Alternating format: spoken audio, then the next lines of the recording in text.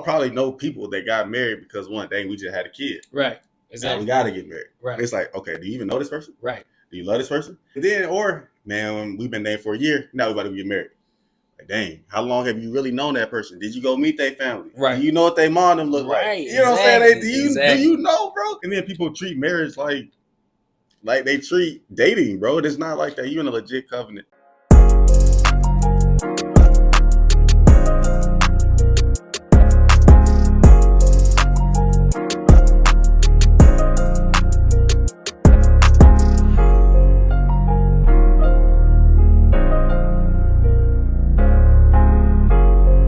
Welcome back for another episode. My name is DJ Hughes and my name's Isaiah Niblet. And this is the That's Neither Here Nor There podcast. Make sure you guys like and subscribe. All right, I'm going to pray and we're going to get into the topic. All right. God, thank you for today. Thank you for life, health, and strength. Thank you for allowing Isaiah to get down here safely. Allow what we say really help someone, God, and really be for the uplifting of your kingdom. God, continue to bless this podcast. These are the things that I ask for your precious holy name. In Jesus' name I do pray. Amen. Amen. All right, bro. So I do want to ask you a question. Yeah. For I want to say a newly married man. Yeah.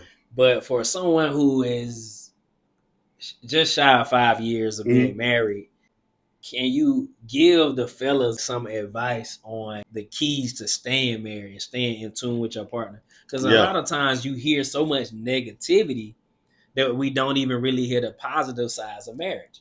So what are some gems you can give us, bro? I think my first gem that I have is like, it may sound crazy, but like, wait to have kids. Yeah.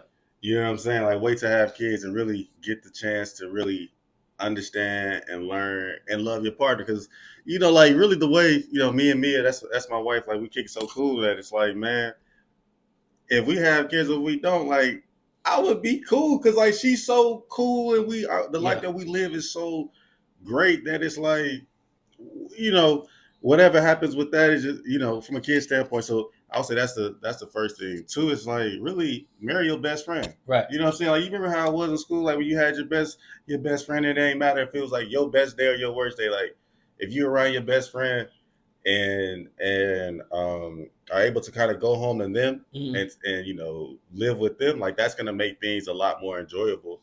And then like I'll say that the third thing is probably, have you ever heard the 80-20 rule in relationships? Yeah, absolutely. You know, that can definitely hurt a lot of people. Their partner is missing that other 20%, and not understanding that, hey, you ain't they whole 100% either. Right. It's a 20% of you that's missing as well. So, you know, never, you know, focus on that 20% and really miss out on that 80% of the person that, you know, the God's created for you. And I say the last thing probably like, you know, just continue to like pray over your marriage. You know what I'm saying? Pray over your union. Like, you know, just kind of keep God in it, and then, you know, you'll be good. That's real. That's probably, I would say, my keys to kind of success and kind of staying together from a long-term standpoint. Because you think about this, a lot of times people get married. We all probably know people that got married because one thing, we just had a kid. Right. Exactly. Now we got to get married. Right. It's like, okay, do you even know this person? Right. Do you love this person? And then, or man, we've been dating for a year. Now we about to get married. Dang, how long have you really known that person? Did you go meet their family? Right. Do you know what their mom them look like? You know what I'm saying? Do you know, bro? Because it's a person. And then people treat marriage like they treat dating, bro. It's not like that. You in a legit covenant. Right. You know what I'm saying? A covenant with God. You know what I'm saying? And with another person. So, you know, I think a lot of times the younger generation don't really take it as serious and really don't understand what marriage is. So. Yeah. That's real. That's good advice, man. Because a lot of times you hear people talking about it, and they really just talk about the wedding. Like, they talk about what comes with the wedding. The wedding is not even for you. It's for your friends. Exactly, bro. You know what I'm saying? The marriage is for you. Exactly. The marriage for you. And now you get and really, I don't knock nobody that have big weddings. You know what I'm saying? You get it how you live. But I remember, like, with my wife and I, we just went straight to, we was in the pastor's office. You know, it was just me, her, the pastor's daughter, which, you know, my little cousin, and the pastor. Like that's all it was. You know, and we did a little reception afterwards because it's about us. It's about the, you know, like you said, like the marriage, and we definitely had to, you know, work and grow as people. You know, like my wife is amazing. Like she's probably the best person that I know. So she makes marriage easy being married to her. Like I That's know, what's up. like because she's such a great person, but That's what's up. and I understand how lucky I am there. But you gotta at least be with somebody that you're willing to put that investment in. And she's definitely hell best investment that I can say. I don't know if I would like not to sound cocky, like the best investment I made, but like she made an investment in me as well, and I appreciate her for saying yes because she Right. could have said no, but you know what I'm saying? Like she That's could have real. said She had no. a choice. Yeah, it was her choice at the end of the day. Like, but I appreciate that because she has made me better in every way imaginable. So That's what it's all about, man. yeah, That's what's man, up. it Well, is it's a definitely great making segue into our topic, though, yeah. right? So our topic today is street to success stories, right? Yeah, So when you hear that, right, of course, it's like, man, what does that mean? So when I think about it, I'm just saying, okay, where did I grow up? Am I still there, right? yeah, And how did I get out? How am I yeah, evolving? How am I growing? So when you looking at it from that standpoint, Isaiah, what are your thoughts? yeah. Really, I look at it a couple different ways. Okay. The first way I look at it is like really with my dad.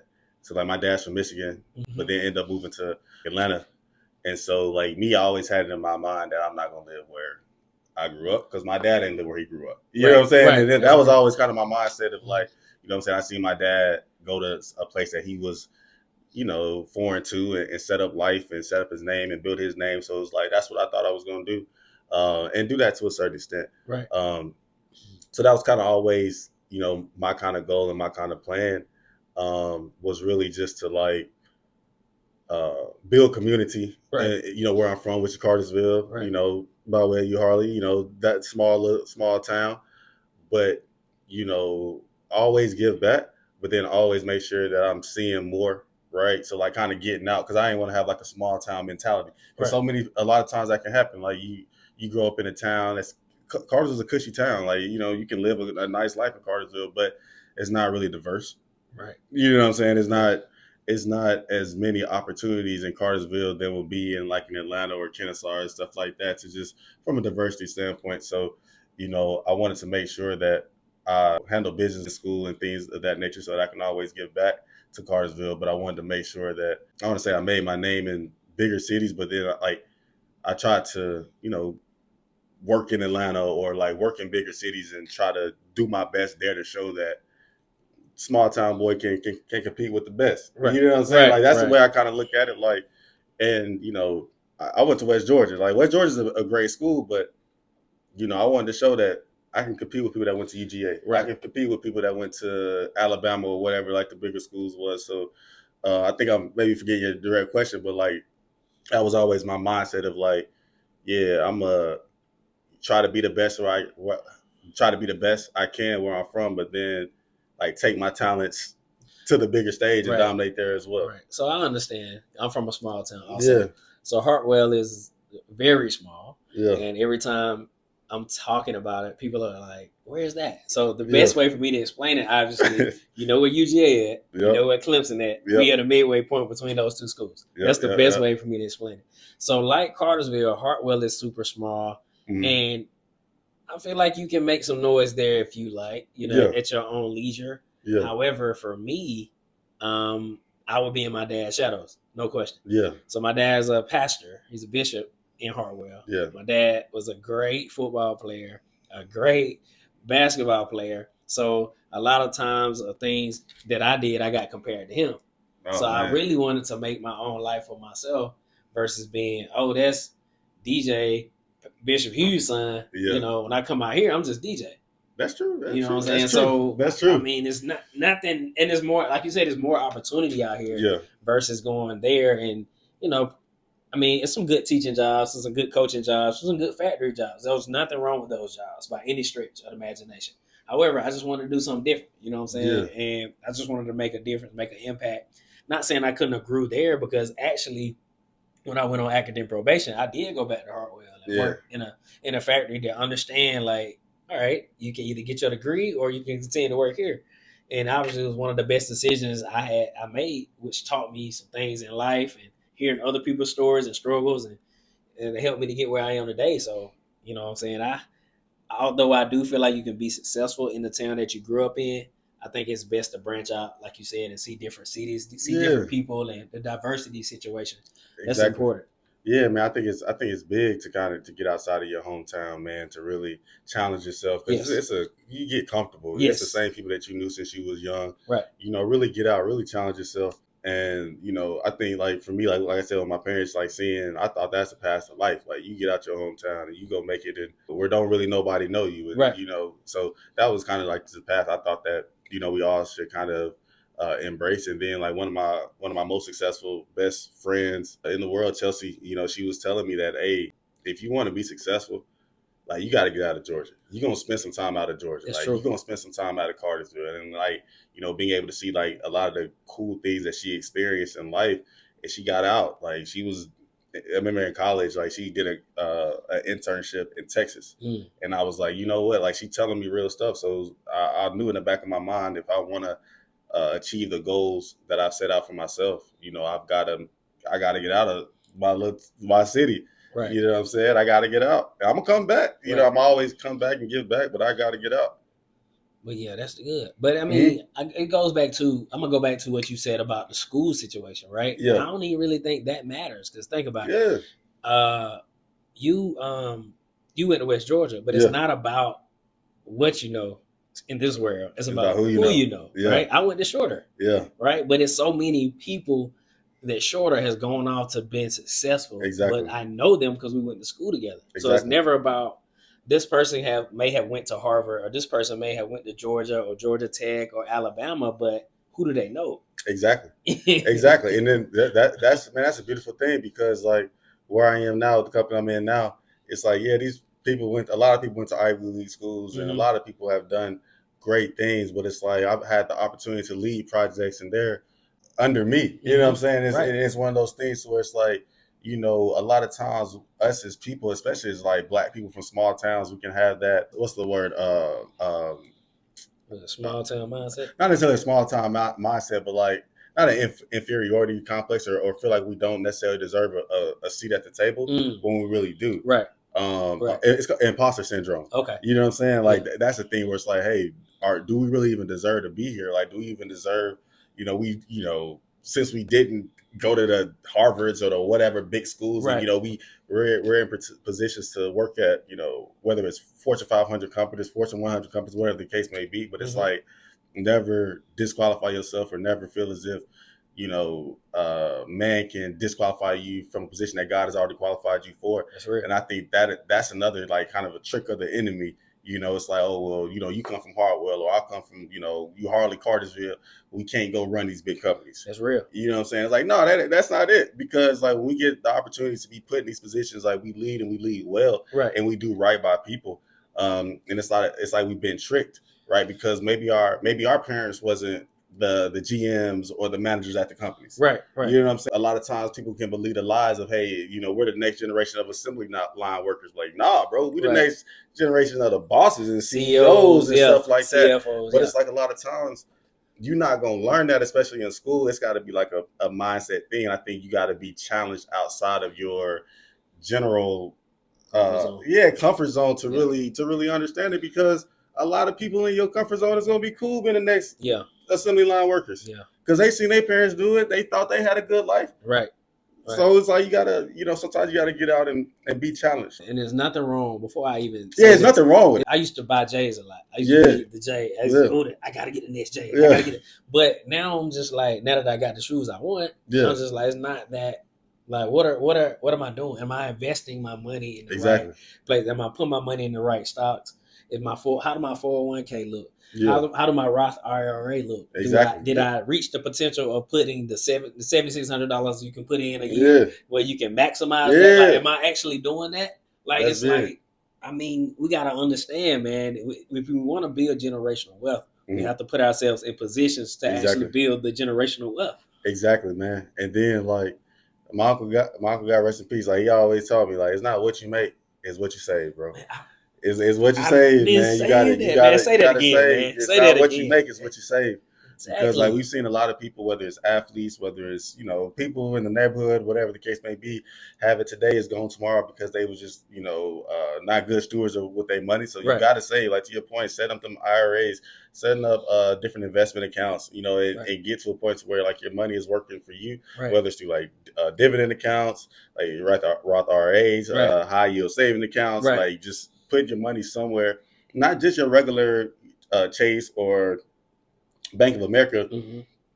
Nothing's wrong with that, but it's like when you really like break down the interest rate that you're getting out of Bank of America versus like a high yield interest savings account like a Marcus, for instance, like it may be a 2% versus like a 5%, you know what I'm saying, interest rate, to where like you could be getting $100 a month, from a high yield savings account. But if you look at your regular bank account, look at how much in a regular savings account, like look how much you're getting monthly on your dividends.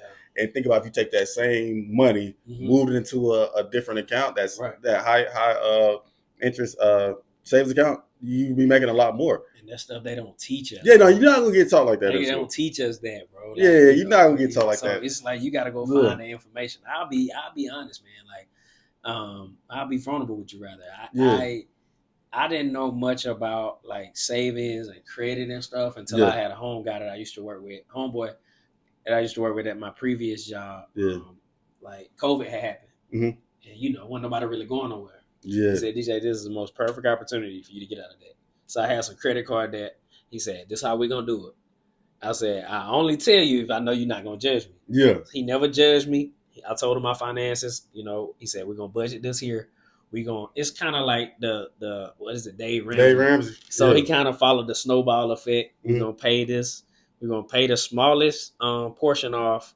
Use that money for the next card and for the next card, and we're gonna pay all these cards off by this date. Now you can't do this with your money. Pay your bills. How much your bills are going? I mean, he just basically broke it all down, and I mean, to this day, that's my dog. Yeah, discipline. It's all about discipline. You got back to that discipline. Salute to that. But yeah, man, and really, I didn't know much about that either. And shout out to my wife, man. She put me in positions to where it's like, the money that I was making, that we're putting it in positions to eventually one day work for us. Right. But to your point, like you got to get out of debt. Like you got to get out of debt, or like if you have debt, have a strategy in order to get out of debt. We understand that people get in debt naturally just because of life. Can't be naive to think that life doesn't happen, because life definitely does happen. Right. So definitely don't want to be naive there. But like in any opportunity that you can to be paying towards it, paying debt down, so that you can really be financially free. That's a lot of times why people aren't free. It's because of like just the debt, that we can accumulate, just over time. But yeah, like to your point, like having that strategy, whether it's like a Dave Ramsey with the snowball effect, or even if you're just doing like people like our parents, you just put 10% of their money, their checks away, for rainy days or something like that, and just be able to use that to kind of pay debt down at the end of the month. Just have some kind of strategy for your debt, because when used right, credit cards can be a good thing. Yeah. They can be used right. If you're never spending more than you're able to cover, they can be beneficial, but you run the risk of getting yourself in trouble when your debt outweighs what you're able to pay off. Because your mind will play tricks on you. I can just pay it off later. And then next time you got a $9,000 credit card. It's like, dang. Right. It's $9,000. Like, man. I'm going to get that at. You know what I'm saying? Exactly. Because life happens. Like, life happens. Like, whether it was COVID or, like, whatever. Like, life has definitely happened. Right. I mean, I think it's important, too. Like, you just got to make sure you got the right people around you, too. Yeah. Like-minded people around you. Because, man, you always going to have somebody gassing you up. Who's not going to be there when it's time to pay the bill. Exactly. And man, I'll tell you the best thing with that, man, a strong wife or a strong woman, like, I think Mia definitely done made sure, she's helped me out a lot, you know what I'm saying? Right. And I mean, I've had good money principles, like my parents have taught me like good money principles, but like just having like a partner that's able to help steer things in the right direction, you know what I'm saying? Right. And really me being like smart enough to understand that, hey, like she is smarter than me at this, you know what I'm saying? And so like, hey, I can make it. Let's make sure we put it in the right places to where, we don't have to grind until we 60 years old. Right. That's what America wants us to do. They want us to work until we 60 years old and never get the opportunity to enjoy this. Like, no, let's work hard, Right. but then let's also be able to enjoy the fruits of our labor. I mean, I'll be working hard Monday through Friday. Like, bro, I'm gonna enjoy myself on the weekends. Right. I'm gonna go on trips, bro. Like, because we deserve it. And like, we growing up, we never think that we deserve those opportunities. But nah, bro, like, if you think about this, even if you want to go on a trip, say if you're on a trip next summer, or this is in like July, no matter what you make, you can just save money every check, or like, you know what I'm saying, as opposed to trying to pay stuff all down at once. Like, save money, put towards principles, like get a goal, like, and it's still possible. Like, you don't necessarily have to get yourself in debt to like have fun or have good experience, but you do have to make sure that you have a plan in order to execute said vacation. And I think that's where we mess up a lot of times. We just want to have fun but not having a plan in order to achieve. It has to be some sacrifice too, though. Yeah, you gotta sacrifice. Gotta be some sacrifice, man. If you're gonna save here, you gotta cut out on the extra meals to Chick-fil-A. You gotta can't be none of that. Gotta cut out on the shopping sprees to Ross, and I get it; it's a good deal. Yeah, at the TJ Maxx and Marshalls, I understand, because they're a really good deal, especially if you're going to clearance, because that's where your boy be going. I ain't gonna hold you. Gotta cut out. And you gotta cut out the Amazon. I mean, the Amazon, man, it's just so convenient. It is if you had next day. Right, but those are the things that you have to cut out when you're trying to do something. Like, you really have to set money aside and really stay focused, you and your partner. But I want to pivot here and ask you this, because you've done alluded to the young lady several times. Yeah. How did you guys meet? How do we meet? Yeah, I've known her my whole life, to be honest with you, bro. Wow. Yeah, man. Like, we from the same small town, bro. I knew her my whole life. But we went to two different kind of schools, but grew up like down the street from one another. But yeah, like really got together when after college. You know what I'm saying? And then growing up in a small town, like, people know who each other are. Right. Like, and she was always, of course, she didn't go to my school, but of course, she's a beautiful girl, but super athletic, right? Was doing soccer. Yeah, she but she's a soccer player. Okay, she can beat you at soccer. And who? No, I didn't know though. She's not even gonna say that. She can't beat me in basketball. Okay, but when she got me in soccer, we'll go to a good game at the Battery and play the little soccer thing. She beat me. Yeah. But yeah, she could have went. She got D1 offers in soccer, so she legit with it. But then the best thing about her, super smart, super smart. Probably the smartest person I know.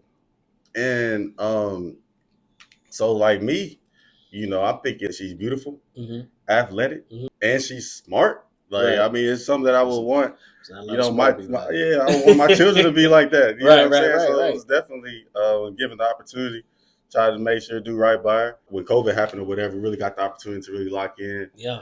See the benefit of one another. And at the time, I was this one I knew she was the one, bro, because I had been in my current job. I had been there for a year and a half. Got the opportunity to get an intern promotion, but in order to do that, we'd have to move to Memphis. And at the time, she made double what I made, bro. Wow. She made double what I made. Wow. Yeah. So just kind of keep that in perspective. And she moved with me to Memphis. We was living out of a hotel for 6 to 8 months. Wow. While I was given the opportunity to be this interim VP. And so things ended up going well. So she moved from Memphis to Augusta. And I mean, I love Memphis, Tennessee is all right. But going from Memphis to Augusta, you're not going from respectfully, if anybody's from the places, I got family in Augusta. I love Augusta, but it's it wasn't Beverly Hills. Right. You know what I'm saying? And then me, you following my dream, and I'm glad that I'm in a position to be where I am now, to prove it right and to say I appreciate you. But it's she is an amazing person, bro. That's what's up, and I definitely wouldn't be where I am today without her. I think that's the biggest thing that I can honestly say and be truthful. Nah, bro, she matches me in every way. Not even from a intellectual, financial standpoint, but she just wants the same things out of life that I do. I love giving back. She does too, bro. Giving scholarships to kids or back to school drives and stuff like that. Really in tune to ensure that we're giving back and we're being blessings to other people. You know what I'm saying? I love her for that, because she could be you know what I'm saying, a selfish person, but nah, man. Yeah, So, man, that's what's up, bro. Because yeah, I mean, our man. next question was gonna be like, how do you know she the one? But you already had led into Yeah, it. bro. You already led into it. So. Man, yeah, I knew she was the one. Like we was talking about like building businesses and things of that nature. That's what's up, And then really I knew she was the one when she, like I said, bro, she a yeah. lot of times Yeah. today, bro, You like you gotta, see you how ain't it gotta is tell today. me, bro. You You ain't like, gotta tell me, bro. I want to She give her believed in your dream, believed in my dream, and bro. she went with it, and she Exactly. invested in you, and Exactly. now she's reaping the fruits of Yeah, her yeah, labor. yeah, yeah. So She that's what's yeah, up. she Bro. good forever, man. Like, That's you know, beautiful, man. and yeah, I tell her all the time, like I work this hard for you. You know, I want to be in a position one day, like you go ahead, you can retire. Yeah. I don't even think she would if Right. if just what kind of person that she is, but like just be in a position to where her, my mom, or something like that, like you ain't really got to work no more. That's what's up, bro. And until then, I'm gonna keep grinding until that day comes, because you know you have somebody that believe in you, believe in your dream. Like that could mean more than anybody else. That's real. You know, That's real. A beautiful woman telling you that they believe in you. Yeah. You know what I'm saying? They It's really rare. mean it. Exactly, That's bro. rare, They man. they The really times we showing it. live in, that is rare. Man, But listen, man, we are running out of time. But yeah. I need you to do this for me, though, if you don't mind. Can you give somebody some encouragement who is really struggling, trying to get out of their hometown, possibly, and really trying to follow their dream, but they may have some people in their ear. You know how that is. So if you don't mind giving somebody some words of encouragement. Yeah, I mean, I would say biggest thing is you only get one life. You know, you don't want to kind of look back years from now and wish that you could have taken the opportunity, because I really believe in this life, everybody at least gets one opportunity. That's true. Some people get many opportunities, but you at least don't get one of them. Right. And you don't want to look back and think about the missed opportunities that you didn't take advantage of. And God would never take you somewhere that He's not going to lead you through. He'll never put more on you that you can bear. I remember, like, as we were winding down, when I was out there in Augusta, at the plant that I worked at, I used to like walk around, and it's the Bible song, or the Christian song, like I just can't give up now. Yeah. Like I come too far from where I started from. Like I done came too far from Cartersville, Georgia, to give up here. Yeah. You know what I'm saying? Like you came too far from Hartwell to give up here. And Right. it's like the road is not going to be easy. Exactly. Like it's not going to be easy. And I think a lot of people mistake themselves when they think that success is easy. No, success is hard. Yes. It is hard. You have to be willing to outwork the next person, put in long hours. Like you got to grind for it if you really want it. And a lot of people don't really want it. They just see a life and think they want it, but not. They don't really want what comes with it, because it's like everybody want to be a boss until it's time to do what boss got to do. Until it's time to do what a boss got to do, everybody want to be a boss. Right. And until you got to be up at 5 a.m. on calls, or like up to midnight. Like it's hard work, but it is rewarding. And God ain't gonna bring you nowhere just to leave you, man. So that's the advice I give you. Like anything worth having is worth working for. You go put in that work, but I really believe, like, the God we serve, as long as you do what you're supposed to be doing right by Him, living a Christ-centered life, like you will get the fruits of your labor. There it is, man. We appreciate it. So I'm gonna pray that we'll get out of All right, bro. God, thank you for today. Thank you for everything that was said. God, keep your angels and protections around him. God, continue to bless him and his family. Just bless the podcast, and God, just help us continue to just help people and do the will of you. These are the things I ask upon your precious holy names. In Jesus' name I pray. Amen. Amen. This is your boy DJ Hughes and Isaiah Niblet. And this is the Dads Need to Hear, Know There podcast. We out. Peace. All right, man.